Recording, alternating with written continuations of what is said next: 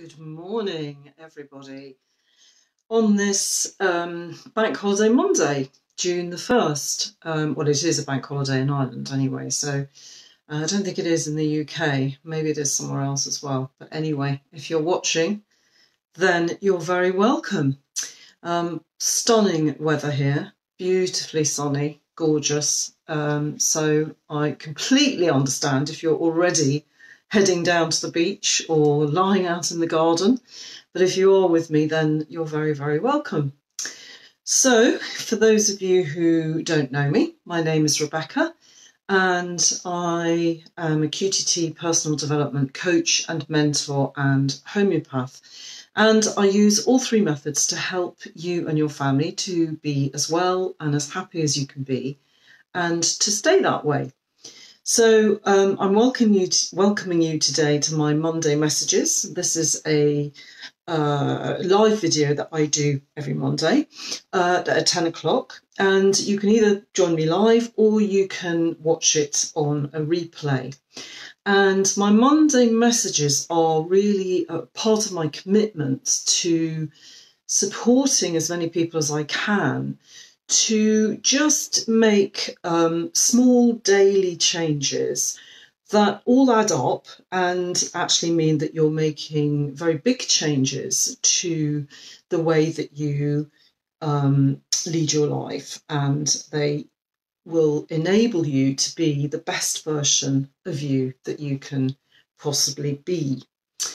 So today's video is kind of a part 4 in a little series that I've been doing, where I've invited you to just take on board, it's going to be next week, it's going to be 5 really basic ideas or concepts to just apply to pretty much every part of your life. And if you do, then they seem quite small and they can take practice, but you can apply them to absolutely anything. And if you do and you do nothing else, then they will enable you to have much better control over your own feelings and your emotions, your responses to other people, and your communications with other people, as well as to yourself, which is the most important thing. So I'm just going to do a little recap, and got a couple of people on, so you're very welcome. Do give me a thumbs up or a heart or something that tells me who you are, maybe. Don't be shy. So you're welcome anyway. So I'm just going to do a little recap of where we are, so that I can kind of frame today's subject matter. So in the first part, the first concept, I asked you to understand how it is that we all have a different view of the world. So that's really going back to the glass of water, the glass half empty or half full. Our views of the world are formed by our experiences in life and the beliefs and values and feelings that we've attached to those experiences. And they can be different in a group of people all having had what seems like the same actual external experience, but internally they will code that experience very differently. And from that experience comes the way that we view everything else going forward. So that was the first idea, really, was to really take on board that concept and understand how it is that we all have different views. The second concept was that if we do understand that, and that we understand that we're actually being driven by those formative experiences and the beliefs and feelings that have been attached to them, then we can't really, well, we're not really in a position to judge other people. Good morning, Caroline. How are you? Thank you. She's saying happy anniversary. Thank you very much. Yes, it's my 28th wedding anniversary today. long time. And we're still learning from each other, so that's good. We're growing and expanding externally as well. Anyway, so the first concept was to understand how we have different views of the world. The second was to practice not judging people for having those different views. So, if we again go back to that glass of water, it is both half full and it is half empty. Both are right. No one view is more right than the other or more wrong than the other. They're just different views. So that was the second concept. The third concept we spoke about last week was really about understanding that if actually how we view our world and the circumstances within that world is governed by our internal feelings, then we actually have the power to change that perception. And I gave you the example of my son being very, very unhappy at school. And that we, at the time, we thought that if we changed his school, that we would change how he felt about it. And because we hadn't done this kind of work up at that until that point, that's in fact what we did. And we found out that actually he still felt the same about his new school, because it wasn't about the external circumstances, it was about what was going on for him internally. And once we understood that and we were able to actually address some of those issues, and more importantly, that he was given the tools to do that he then could feel completely differently about his school life. And that's a perfect example of shifting our perception of a circumstance, making a massive difference on our experience of that circumstance, basically. And it's always easier to work on your own perception than it is to change actual external circumstances. Sometimes those are transitory things, sometimes they're much bigger than us and we're never going to be able to change them, but we can change how we feel about them. So today, what I wanted to invite you to do is really to understand that behind every behaviour, every action, every kind of every behaviour, that there is actually a positive intention.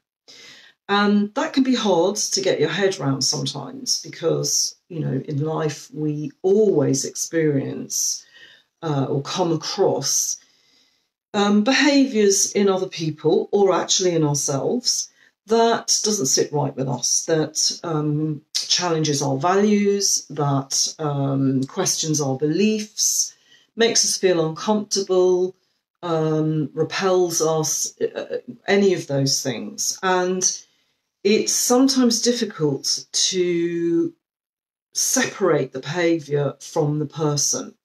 So we can, again, going back to those first behavioural codes, if you like, we can often judge the person who's doing the behaviour, rather than the behaviour itself. And I did ask you last week to try and separate behaviour from the person.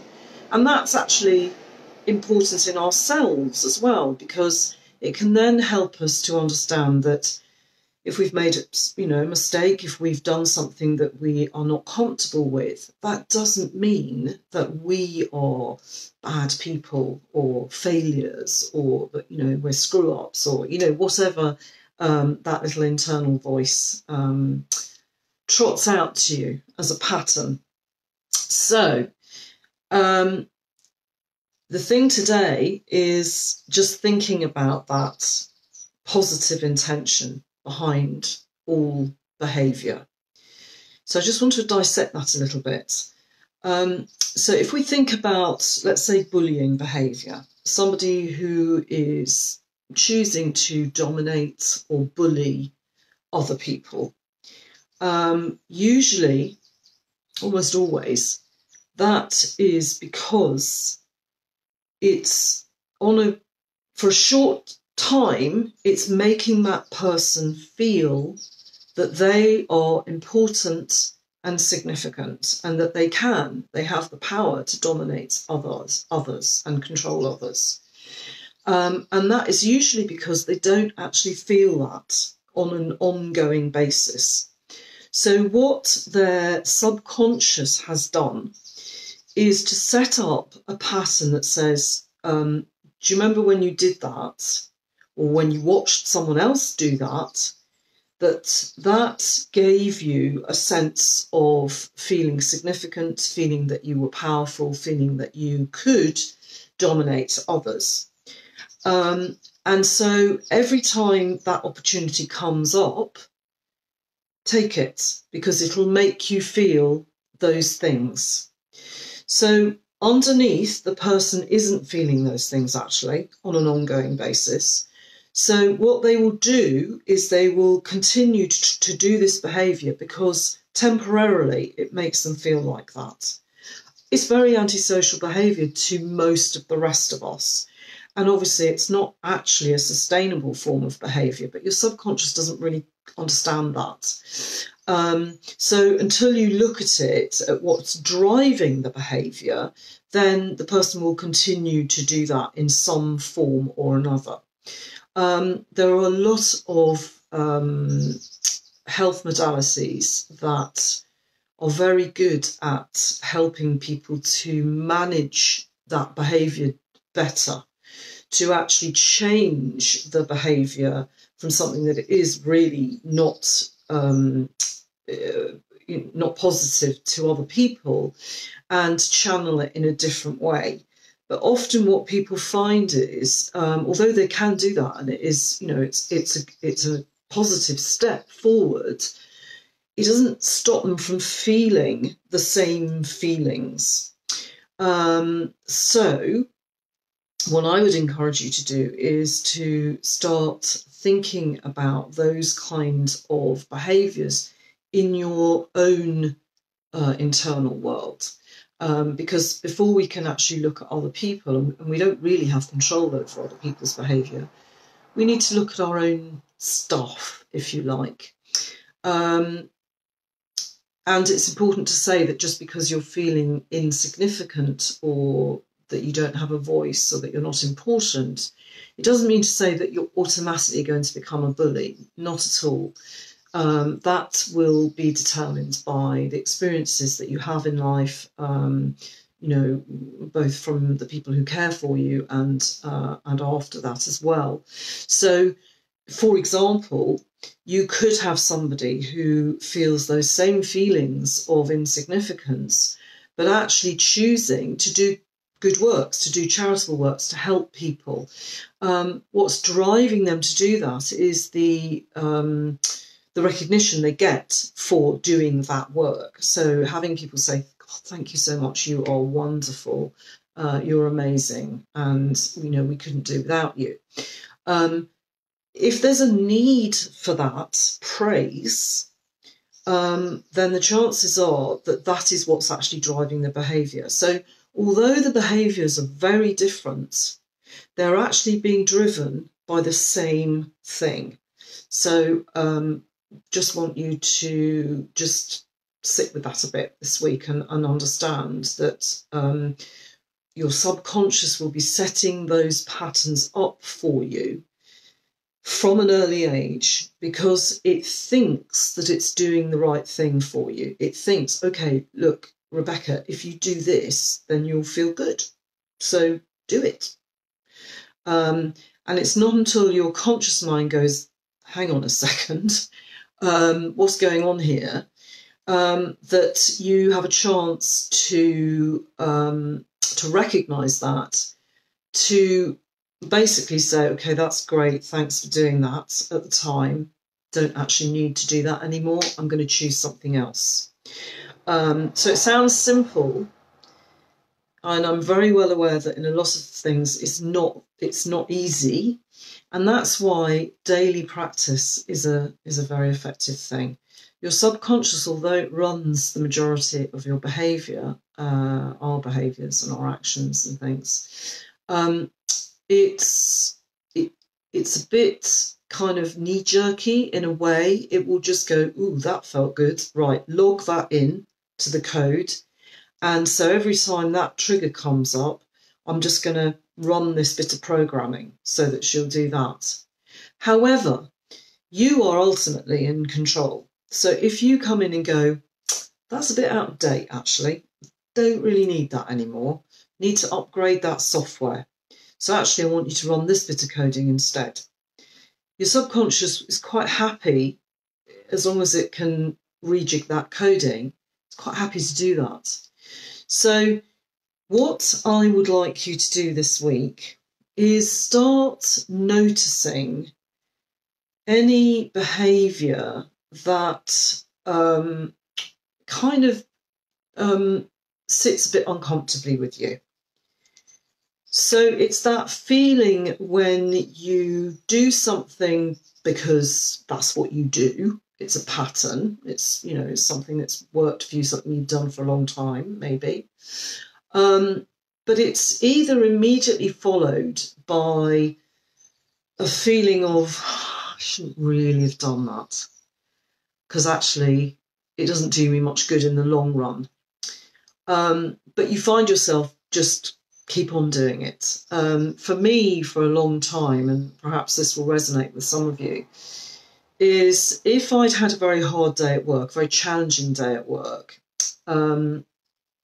especially when I work from home, actually, I would tell myself, okay, I need a glass of wine now to unwind, to relax, to just make that transition from work to, okay, now I'm at home.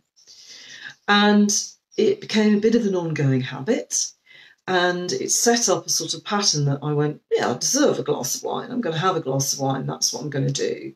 Hotly followed by, yeah, that didn't really need that. It's not really doing me any good, usually because it actually led to more than one glass of wine. And it was just a habit, really. And it wasn't until I really looked at it and thought, okay, what is the purpose of me having this glass of wine? What feeling do I want to achieve from having this glass of wine? And for me, it was about, well, I want to feel relaxed. I want to feel that I've taken one hat off, my work hat, and I've put on my relaxing, now I'm at home with the family hat on. So I then, once I recognised that feeling, I could then say, okay, well, what else could I do to get that same feeling, but something that isn't going to then make me feel guilty or make me feel, shouldn't have done that. And actually, you know, physically not doing me much good either. So once I thought about that, then I could actually choose something different. So you might want to do that this week, is first of all, just see if you can identify any of those little patterns that you might have around having a glass of wine at the end of the day, or not that that's bad. It's not, you know, if it works for you, that's absolutely fine. I'm only just talking about if there is a little bit of a pattern of, yeah, shouldn't have done that, or that's not great for me, you know, it tips me into something else. So if you have a sense of that, around that, about reaching for maybe foods that you know aren't terribly good for you, or behaviours, you know, like the way you talk to somebody, maybe. Don't know, how you are first thing in the morning. Anything else, if you've got any examples, then do let me know what they are. But anything where you get that sense that this is a bit of a habit, I think I know why I'm doing it, but it's not ultimately the right choice for me, or it's not the only choice. So once you've done that, and you've identified what the feeling is, which for me was about being able to relax, you can then ask yourself, well, is it working for you? And if it does make you relax, are the benefits outweighing the negatives? Because sometimes it's about that. And sometimes you may answer, yeah, they are actually, and that's okay. So then you can actually let go of any feelings of guilt about it. If it's working for you and you've really thought about it and you've weighed up the benefits against the negatives, then happy days. If you think, well, no, actually, when I think about it, the negatives are actually greater than the momentary feelings of positivity from it, then I would encourage you to just think about, well, what could you do instead then? What else could you do, in my case, to relax, that would give you that same feeling of relaxation, of transition for me, that didn't then set up a pattern of feeling guilty. So for me, I thought about things like, well, I could go and sit in the garden and just breathe in the fresh air and be in nature and listen to the birds sing and enjoy the evening sun. That's one thing. I could have done a little meditation to transition me out of one thing to another and relax me. I could go for a little nap instead. I could just, read a book quietly. Or if you're somebody that relaxes from physical activity, you might decide that you want to go for a run or a walk, walk the dog or something like that. There are nearly always alternative behaviours that you could choose that would actually just break that habit and stop you being on that cycle of, okay, I'm going to do that because it temporarily makes me feel good, and then afterwards going, yeah, I shouldn't have done that.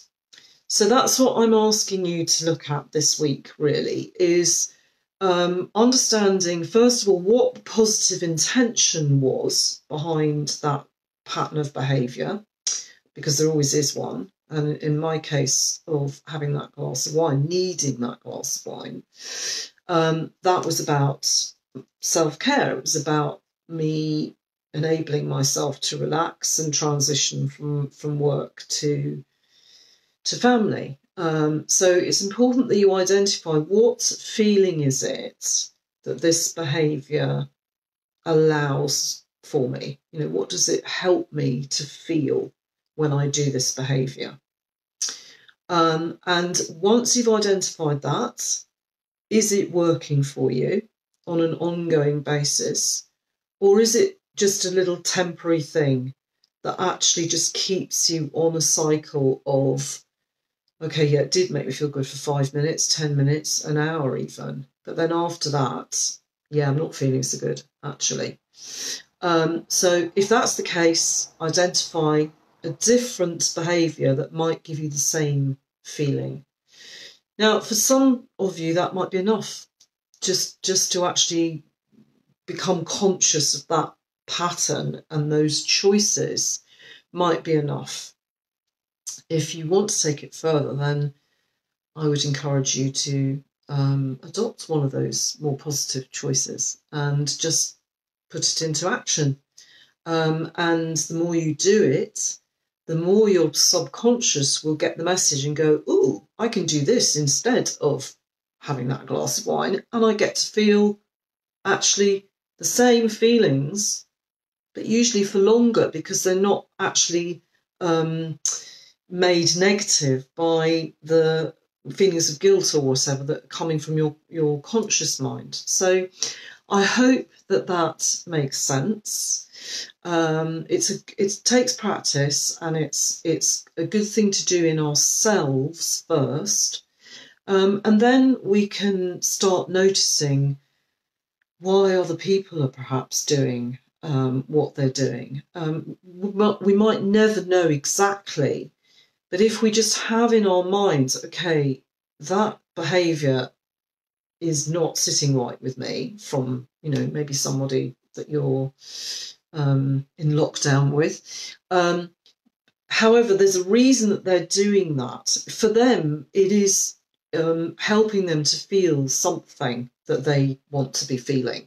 What might that be? Number one, if you're dealing with kids, then it's a really good opportunity to just delve into that a bit, and you've got a much better chance of helping them to understand that there are actually other ways of achieving that feeling that perhaps aren't so, I don't know, aggressive, destructive, antisocial, whatever words you want to put on it. So it's a great skill for parents. But first of all, we have to recognise it in ourselves. So that's where I would always encourage you to start. Yeah, I think that's possibly it. So I'm just, do fling any comments at me if you, or any experiences. I'm just going to check that I've actually covered everything.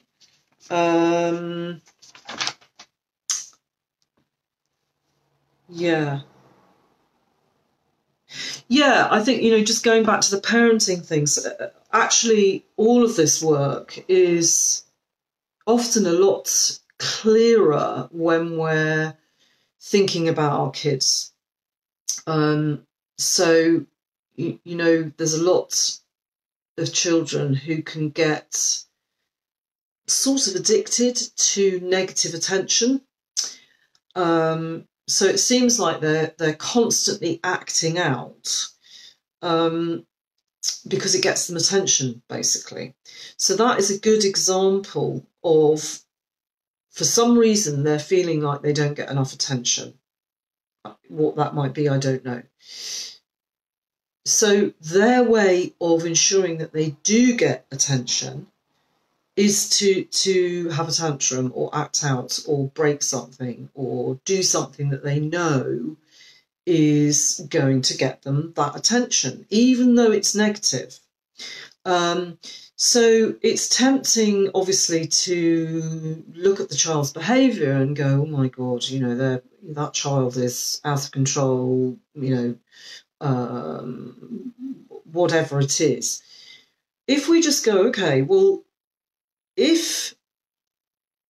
what if I can change my behaviour so that I perhaps am much more conscious of giving positive attention, and I'm really minimising my attention to the negative behaviour.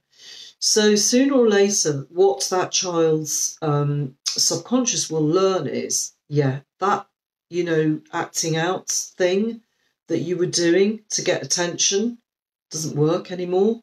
But actually what does work is if I do X, Y, and Z.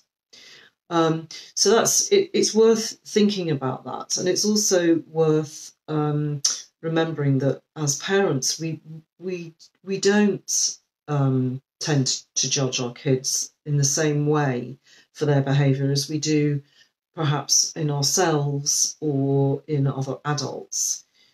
But we're all the same, really. So try not to judge yourself for behaviour that you perhaps are not so keen on. Instead, just look at, well, why was I doing it? What feeling did I want to bring up when I was doing that behaviour? Is it working for me?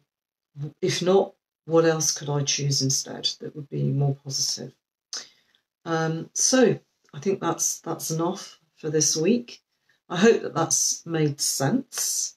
This is, as I said, it's the fourth in 5 kind of rules, if you like, to live your life by, that you can apply to absolutely any aspect of your life, and it will make a difference, positive difference. And I have written a series of blogs about those rules, the 5 golden rules, so you can read about those on my website, RebeccaAtkinson.com, and there's a link to that site in the post with this video.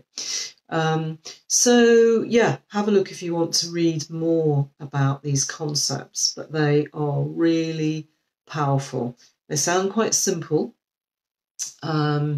But if you practice them and you get to grips with them, they will make a big difference, and they will enable you to be the best version of you that you can be. And that's just lovely. So I want to wish you all a very happy Bank Holiday Monday. Enjoy the sunshine if you're in Ireland or anywhere, actually. And if it's not sunny, then just have a wonderful day. And do join me next Monday at 10 o'clock for next week's Monday Messages. Thank you very much and take care. Bye.